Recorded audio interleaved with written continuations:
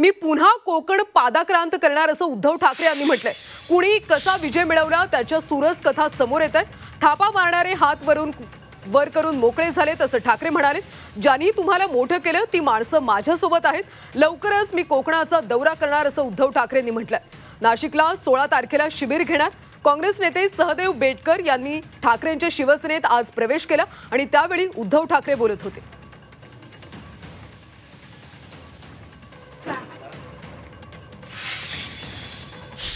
महाभारतातली 3 प्रमुख पात्र इथे उपस्थित आहेत।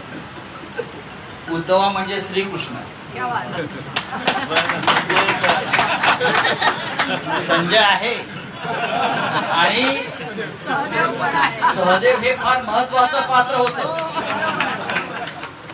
धर्मराजाचा अत्यंत जवळचा जर कोण असेल तर तो सहदेव होता आणि सहदेवांच्या येण्याने हे जे नवीन कुरुक्षेत्रावरती महायुद्ध सुरू झालेलं आहे हे युद्ध आपण जिंकणार आहोत कोकणातलं।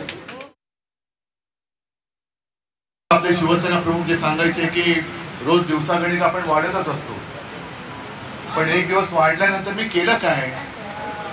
तर दत्तांसारखे अनेक शिवसैनिक आहेत, ते तुम्ही सुद्धा समोर माझ्या उभे आहात आणि राज्यभर पसरले। ते शिवसेना आतापर्यंत त्यांनी वाढवली आणि या पुढे सुद्धा वाढवण्यासाठी अहोरात्र मेहनत करते। मगाशी संजय आपण म्हणाल की कोकणावर एक पाऊल टाका, मी नुसतं एकच नाही पाऊल टाकणार तर कोकण परत पादाक्रांत करणार। बघू पण याच्यामध्ये, कारण काही वेळेला असं होतं